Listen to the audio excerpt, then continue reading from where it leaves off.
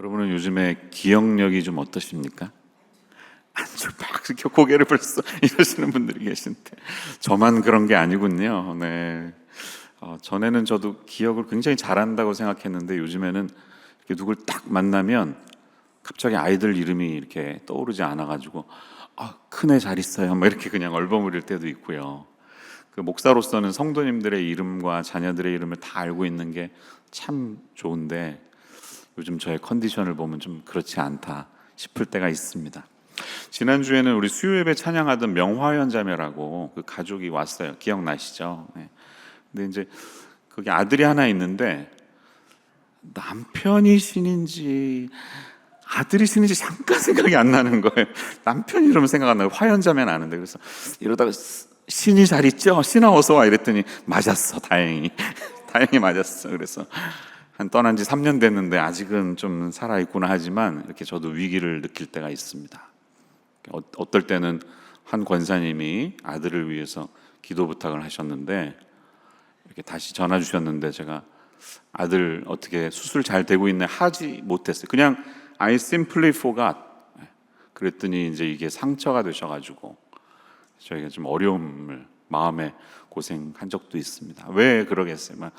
내 목사님이 나의 기도 제목을 아시고 이렇게 다 기도해 주시면 좋겠는데 잊어버렸다니 실망스럽죠. 제가 그런 존재입니다. 저의 연약함을 봅니다. 우리 다 그런 기억력의 부족함, 또 어떤 누군가를 그래서 돌아보지 못하는 부족함을 경험하는데요. 오늘 제가 드리고 싶은 말씀은 하나님은 우리를 다 기억하십니다. 이 말씀에서 소망을 얻으시기를 축원합니다. 하나님은 우리를 잊지 않고 I simply forgot 이런 거 없으세요. 하나님은 완전하시고 우리의 처음과 끝을 다 지금도 지켜보시고 그것도 관심 있게 보시는 하나님이시라는 사실이에요. 그래서 오늘 설교 제목은 1절에서 나왔어요. 하나님이 노아와 그와 함께 방주에 있는 모든 들짐승과 가축을 기억하사. 이게 우리 하나님의 성품입니다. 굉장히 중요한 성품. 노아가 600세 되던 해 2월 12일에 가족들과 짐승들이 방주에 승선하게 됐죠. 그리고 7일 후인 2월 17일부터 기품의 샘과 하늘의 창문이 열렸다고 하고 40일간 비가 땅에 쏟아지면서 인류 역사상 전무후무한 홍수가 시작됐습니다. 산들의 봉우리가 다 덮이는 홍수였습니다. 미니 항공모함 크기 정도의 거대한 방주는 돛도 없고 닷도 없이 물 위에 두둥실 떠올라서 바람이 부는 대로 물결 치는 대로 그렇게 움직였습니다. 그게 우리의 신앙이다 싶습니다. 우리의 신앙을 보여줍니다. 하나님이 이끄시는 대로 움직이는 것이죠. 방주는 큰 사이즈였지만 홍수의 규모를 본다면 이력편주에 지나지 않았습니다. 노아의 8 식구와 각종 짐승은 언제 끝날지 모르는 이 몸서리치는 이 빗소리가 얼마나 무서웠을까요? 그 홍수를 견디고 있었습니다. 그렇지만 무한정 홍수를 땅에 두시지 않았고 1절에 보면 노아와 그와 함께 방주에 있는 모든 들짐승과 가축을 기억하사라고 말씀합니다. 그냥 무한정 내버려 두지 않으셨다는 것이죠. 방주 바깥에 호흡이 있는 모든 동물들은 다 죽었다는 말이 반복되었어요. 7장에 보면 죽었더라 다 이렇게 말합니다. 여기서 처음으로 그러나 하나님이 노아와 방주에 탄 짐승들을 기억하셨다 이렇게 본문은 말합니다. 소망의 빛이, 생명의 빛이 비치기 시작하는 것이죠. 여기서 말하는 기억하다는 제가 사람의 이름을 잊어버렸다 기억하다, 수학 공식을 기억하다, 물건을 어디 두었는지 잊어버렸다가 기억하다 그런 뜻이 아닙니다. 그냥 그 브레인이 잠깐 왔다 갔다 하는 그런 것이 아니라 항상 마음에 품고 깊이 지내는 것을 의미합니다. 깊이 생각하는 것이. 그래서 여기 사용된 자카르라는 단어를 인용을 해보면 화면 올려주시면요, 이 히브리어 자카르는 그냥 think라는 뜻이 있지만 meditate upon, pay attention, remember, recollect, mention 이렇게 여러 뜻이 있잖아요. 근데 그냥 생각났어 이게 아니라 마음에 깊게 품고 어미가 자식을 이렇게 껴안듯이 그런 뜻이에요. 하나님이 우리를 그렇게 생각하신다는 겁니다. 그게 우리 아버지 하나님이세요. 창세기 6장 11절에 보면 하나님이 이 인류의 사람들의 죄악 때문에 진노하셨습니다. 그때 온 땅이 하나님 앞에 부패하여 포악함이 이 땅에 가득한지라. 너무나 하나님 보시기에 이건 아니다 싶었던 거죠. 그러나 완전히 멸망시키기로 하지 않으시고 몇몇을 남겨두셨다는 것이죠. 그리고 남겨진 사람들을 기억하시고 눈동자같이 지켜보셨다는 것과 동일합니다. 신명기 32장 10절에도 여호와께서 그를 황무지에서 짐승이 부르짖는 광야에서 만나시고 호위하시며 보호하시며 자기의 눈동자같이 지키셨도다. 이렇게 사용된 단어도 같은 의미로 표현이 됐다는 것입니다. 하나님의 기억하심은 그러니까 단순히 잊었던 것이 떠오르는 것이 아닙니다. 계속 이 단어는 창세기 이후에 반복되면서 등장합니다. 소돔의 멸망 후에 하나님은 아브라함을 기억하셨다고 말합니다. 창세기 19장 29절을 올려주시면 하나님이 그 지역의 성을 멸하실 때, 롯이 거주하는 성을 엎으실 때 하나님이 그 아브라함을 생각하사, 이 단어도 자카르입니다. 붙으셨다는 거예요. 30장 22절에 보면 아들을 낳지 못하는 라헬을 기억하셨어요. 하나님이 라헬을 생각하신지라, 라헬을 마음에 품으셨다는 거예요. 홍수 후에는 무지개 언약을 주시면서 9장 16절에 보면 무지개가 구름 사이에 있으리니 내가 보고 나 하나님과 모든 육체를 가진 땅의 모든 생물 사이에 영원한 언약을 기억하리라. 자카르 같은 단어를 쓰고 계십니다. 그러니까 하나님이 우리를 기억하실 때 조카 롯이 구원을 받았고, 하나님이 라헬을 기억하셨을 때 그녀의 태를 열어주셔서 잉태하게 하셨고, 무지개 언약을 통해서 사람들로 하여금 더 이상 물로 인한 심판은 이 세상 가운데 있지 않다는 사실을 우리에게 스스로 알려주시고 리마인드해 주셨습니다. 그러니까 이 자카르라는 동사는 하나님의 강력한 책임과 사람의 행동을 내포하는 그런 뜻이에요. 어떤 성경학자는 이 말 속에는 하나님이 홍수 심판을 그치게 함으로써 노아에게 약속하신 바를 행동으로 확실하게 지키시는 것을 포함한다, 이렇게 말합니다. 그냥 생각만 하는 게 아니라요, 행동으로 연결되는 거예요. 그래서 그 마음이 드러나는 것입니다. 그래서 하박국 3장 1절에 보면 진노 중에라도 긍휼을 잊지 마옵소서, 이렇게 하박국이 기도하잖아요. 거기 기도문에도 이 자카르라는 단어가 생각나요. 하나님 지금 화나신 건 압니다. 분노하신 건 아십니다. 그러나 우리를 잊지 마옵소서, 기억해 주십시오, 이렇게 기도하는 모습이 있다는 것이 계속 같은 단어가 성경에서 등장합니다. 출애굽기 2장 24절에서는 하나님이 그들의 고통 소리를 들으시고 하나님이 아브라함과 이삭과 야곱에게 세운 그아의 언약을 기억하사, 출애굽시키시기 전에 그 민족의 고통받는 상황을 기억하셨다 말합니다. 이사야서 17장 10절 말씀에도 보니까 이는 내가 내 구원의 하나님을 잊어버리며 내 능력의 반석을 마음에 두지 아니한 까닭이라 말합니다. 이 기억하는, 하나님을 잊어버리는 것, 그것도 우리에게 필요한 영역임을 이렇게 사용합니다. 그래서 예전 개역 한글, 이 개역 개정 이전의 한글 성경에는 권념하다라는 말을 썼어요. 기억나시죠? 어찌 보면 그 단어가 더 의미에 가깝습니다. 돌아볼 권자예요. 돌아보고 마음에 품는다는 것이 하나님 우리를 권념하시는 거예요. 오늘 이 자리에 계신 성도님들의 삶에 권념하시는, 우리를 기억하시고 우리를 돌아보시는 하나님의 인자하심이 있으신 줄을 기억하시기를 축원합니다. 이 하나님이 어떻게 그의 성품으로 나타납니까? 첫 번째로 보니까 짐승들도 기억하시는 하나님이세요. 사람뿐만 아니라 방주에 있는 모든 들짐승과 가축을 기억하사, 1절에 이렇게 말하죠. 노아 가족만 챙기신 게 아니었습니다. 우리 하나님은 일반 은총이 넘치시는 분이십니다. 그래서 이 세계가 여전히 유지되고 있습니다. 우주의 법칙이 지금도 흔들리지 않고 진행되고 있습니다. 하나님의 은혜가 일반 은총이 인간을 포함한 모든 동물들, 생물들에게도 이어지고 있기 때문입니다. 하나님은 피조세계의 책임자로서 인간을 언약의 대표자로 세우셨지만 자기가 친히 창조한 다른 피조물들에 대해서도 무심하신 분이 아니시라는 거예요. 이 세상 만물을 보호하시고 다스리시는 하나님의 인자하심이 있음을 기억하시는 성도님들 되시기를 바랍니다. 예수님도 마태복음에서 날아가는 참새 한 마리도 하나님이 기억하시고 하나님의 허락이 있지 않으면 그 한 마리도 땅에 떨어지지 않는다, 이렇게 말씀하시지 않았습니까? 들에 피는 백합화 한 포기도 먹이시고 입히시는 분이 하나님이시다, 이렇게 말씀. 시적이지만 얼마나 이게 놀랍습니까? 그분의 은혜로 이 세상에 많은 것들이 다 죽어서 사라지는 것 같지만 다시 생명을 회복하고 인간이 굶어 죽지 않고 이렇게 살아가는 은혜가 이 모든 세상을 하나님이 그분의 일반 은총 가운데 붙들고 계시기 때문임을 기억하시기를 바랍니다. 두 번째로 여기서 나타나는 하나님은 어떤 환경 속에서도 우리를 기억하시는 하나님이시라는 거예요. 사람은 망각의 동물입니다. 쉽게 잊어버립니다. 저도 점점 5학년이 되니까 그러고 있어요. 그래서 가능하면 메모를 남겨요. 이렇게 얼른 그날 이렇게 메모에, 캘린더에 누구 만났다 이렇게 아이들 이름도 적어놓고요. 하지만 갑자기 막 실수해가지고 그 클라우드가 막 지워지고 이랬던 적도 있습니다. 그러면 당황스럽죠. 내가 영원히 붙들 줄 알았던 것들도 사라지니까. 우리 인간은 그렇습니다. 그러나 하나님은 그렇지 않으시다는 겁니다.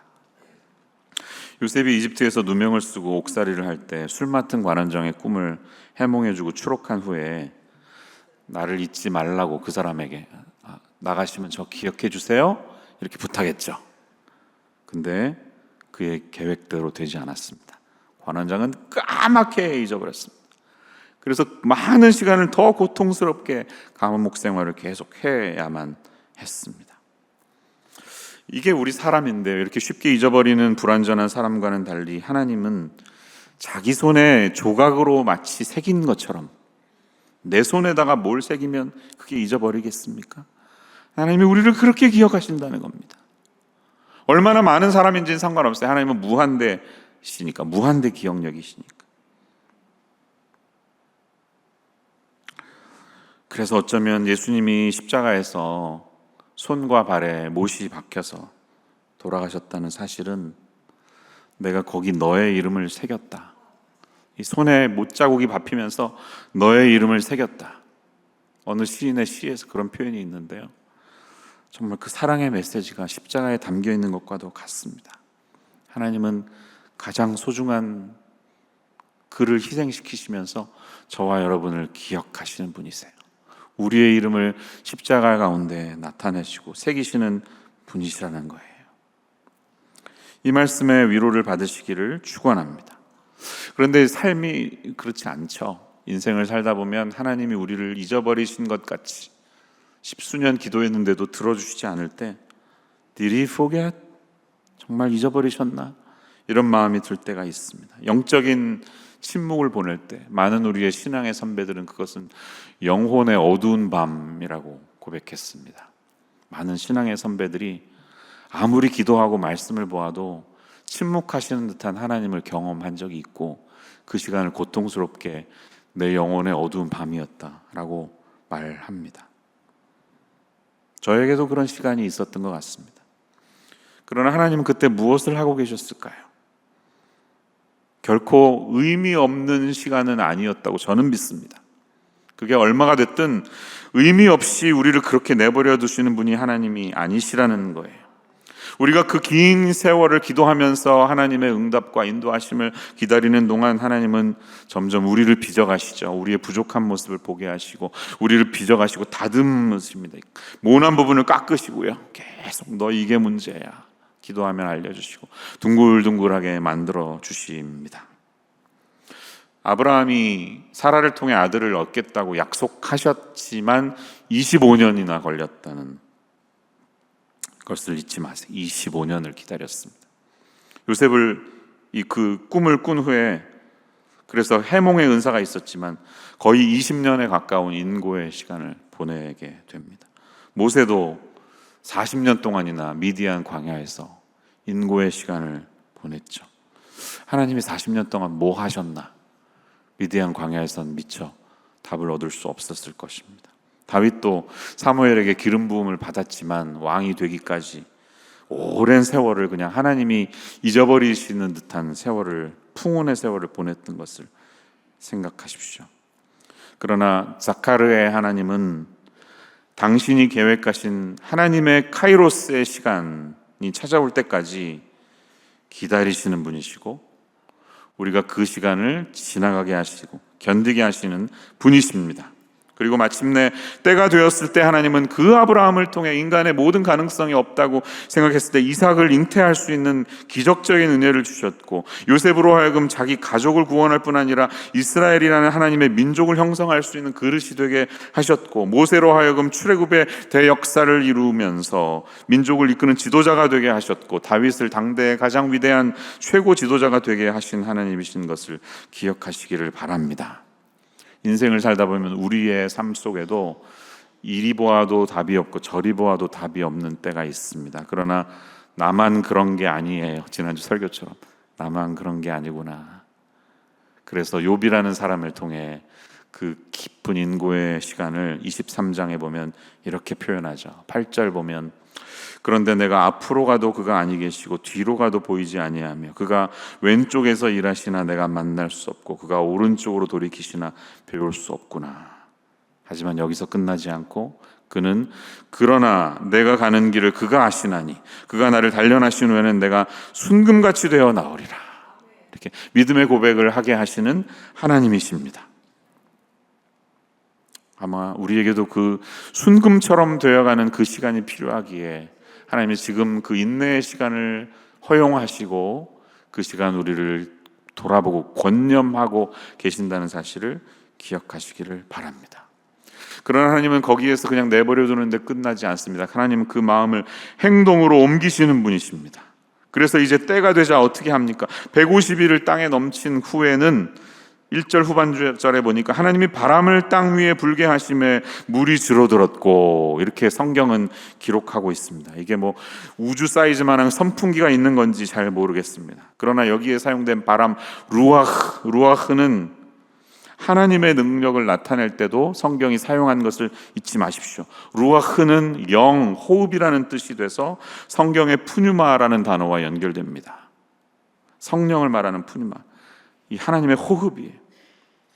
그래서 요한복음 3장에 바람이 임의로 불매, 어디로 가는지 알지 못하지만 성령으로 난 사람도 다 그러하니라. 같은 바람과 성령이 다 푸뉴마로 기록이 되어 있습니다. 그래서 어찌 보면 1절에서 하나님이 바람을 불게 하셨다는 것은 단순히 거대한 손풍기를 돌리셨다는 것을 의미하는 게 아니라 성령의 역사가, 하나님의 능력이, 하나님의 성령의 주관하심이 그 가운데 있었다는 것을 의미하기도 한다는 것입니다. 하나님의 능력의 바람, 성령의 바람이 불 때 불가능한 일이 가능케 되는 줄로 믿습니다. 이 사실을 우리가 과학적으로 설명하는 게 쉽지 않지만 이 바람이 홍수를 끝내게 하는 역할을 한 것은 분명합니다. 하나님이 개입하시고 그분의 영이 개입하실 때 우리 가운데 놀라운 일들이, 반전이 일어나고 전환이 일어난다는 사실을 기억하시기를 축원합니다. 더 나아가서 2절로 가면 기품의 샘과 하늘의 땅 창들이 닫히고 비가 그쳤다, 이렇게 성경이 말하죠. 3절로 가면 물이 땅에서 물러가고 점점 물러가서 150일 후에 줄어들고 라고 말합니다. 홍수를 시작하게 하신 것도 하나님의 놀라운 능력이었지만 홍수를 끝내게 하신 것도 하나님의 능력임을 기억하시기를 바랍니다. 그냥 가만히 시간이 흘러서 말라버린 게 아니라 하나님의 전권적인 개입하심이 있었기 때문에 이 또한 마감되게 됐다는 사실을 기억하십시오. 구체적으로 기품의 샘과 하늘의 창이 무엇인지는 우리가 분명히 알 수 없습니다. 이것은 과학의 용어로 쓴 단어가 아니기 때문에. 그러나 한 가지 분명한 것은 노아의 홍수는 우리가 흔히 볼 수 있는 물의 순환에 의한 강우만이 아니었다는 것입니다. 어떤 천문학적인 개입이 있었는지 우리가 미처 다 정확히 알 수 없습니다.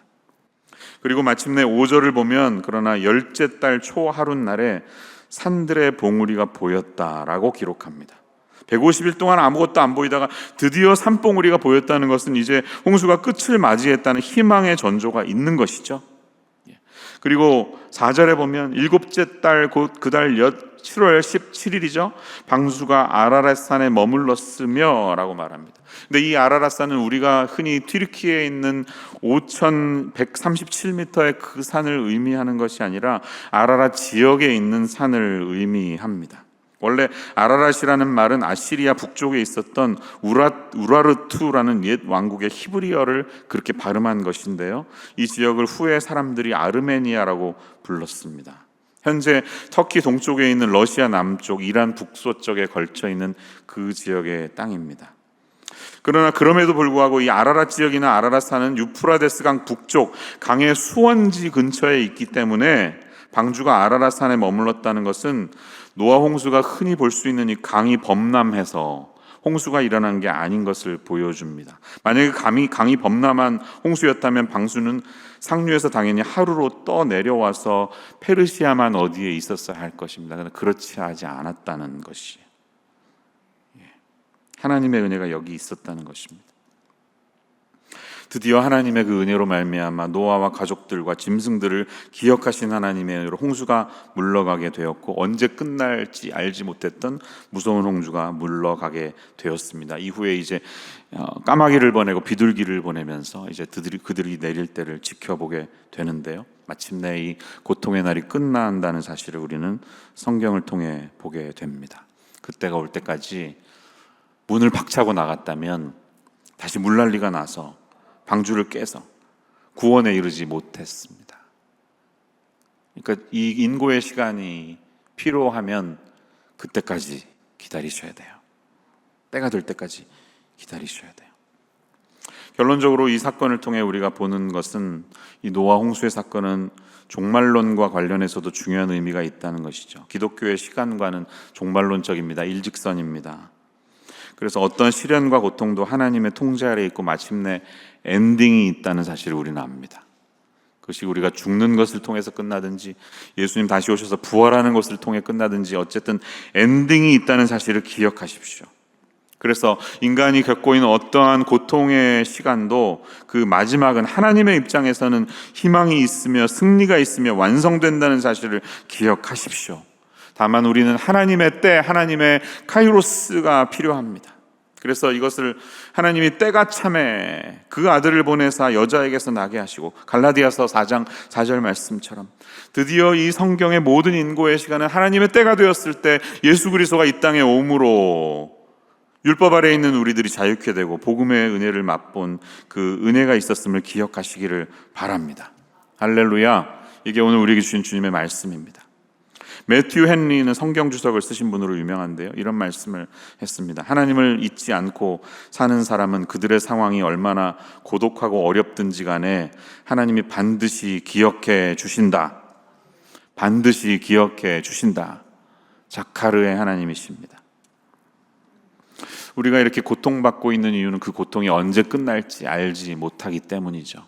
엔딩이 언제인지 모르지만, 그러나 그 방주 속에서 흑암에 겨우 등불에 의지해서 동물들의 기름을 짜서 불킨 것으로 살아가던 그들에게 끝이 있었음을, 그래서 나의 가는 길을 오직 그가 아시나니 그가 나를 단련하신 후에는 내가 순금같이 되어 나오리라. 이 고백이 우리에게도 있게 됨을 기억하시기를 축원합니다. 오래전에 저도 아버지 학교를 한 적이 있는데요, 아버지 학교도 하다 보니까 제 아버지 생각이 많이 나더라고요. 그래서 저희 아버지가 92세가 되셨는데 지난 가을에도 좀 뵙고 왔는데 그 전이었던 것 같아요. 어머니 돌아가셨던 때 한 10일 정도 제가 같이 아버지 집에 있었는데 옛날 얘기를 많이 했어요. 그러면서 제가 아버지 학교 하면서 아버지에게 하고 싶은 말 적을 때 죄송하지만 이런 스토리를 적었어요. 말씀을 드렸어요. 그랬더니 나중에 그랬니? 난 몰랐어. 난 기억도 안 나. 미안해. 그러시더라고요. 어떤 일이었냐면 그때 어린 시절 한 6살, 7살이었는 것 같은데 아버지랑 같이 버스를 타고 어딘가 갔습니다. 근데 한 번에 못 가고 갈아타는 곳이었어요. 근데 거기가 이렇게 여의도를 지나서 마포대교를 건너면 마포에 가든 호텔이라고 있잖아요. 기억나시나요? 이렇게 건너면 오른쪽에 가든 호텔이 있는데 지금도 서울 가든 호텔이 있더라고요. 거기 정류장이 있었는데 거기서 이제 갈아타려고 돈을 냈는데 그때 안내양이 있었으니까 거의 70년대 말 이야기예요. 돈을 형편없이 줬나 봐요. 그러니까 예를 들면 뭐 10,000원을 냈는데 9,000원을 바꿔줘야 했는데 뭐 훨씬 더 적게 줬다든지 잘 모르지만, 그래서 아버지가 이거 말도 안 돼. 그래서 다시 올라가는 걸 이렇게 올라타시면서 송호야 여기 너 가만히 있어. 내가 올 거야. 기다려. 이러시더라고요. 그리고 가신 거예요.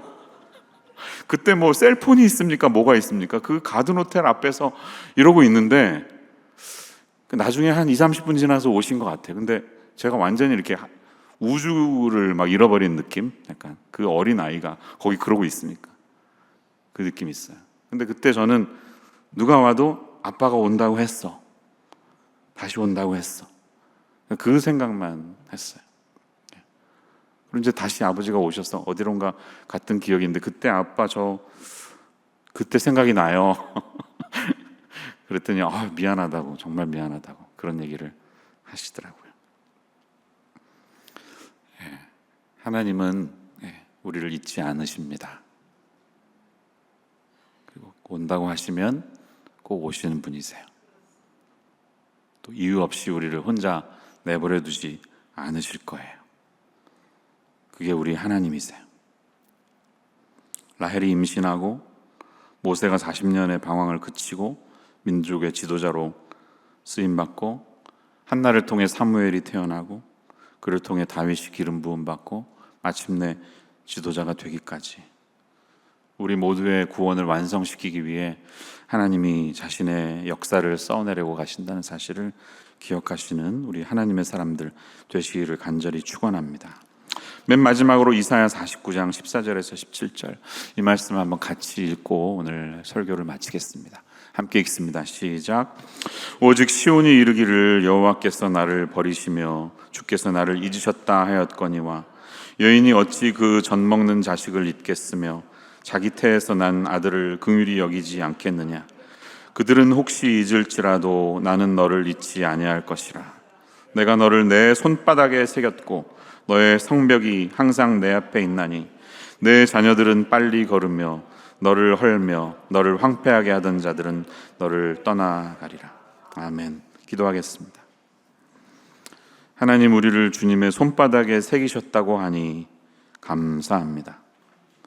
또 우리가 한 걸 그것을 잊어버릴까 봐 예수님을 이 땅에 보내주셔서 주님의 못 박히신 손과 발에 못이 박히며 그 손에 우리의 이름이 쓰여졌음을 기억하며 주님께 감사와 찬양을 올려드립니다. 인생의 의미 없는 듯한 긴 침묵의 시간을 지나가는 성도님들에게 오늘 이 저녁에 주님 위로하여 주시고 권념하여 주시며 우리를 잊지 않고 붙들고 계시는 하나님이신 것을 기억하는 저희들 되게 하여 주옵소서. 예수님의 이름으로 기도합니다.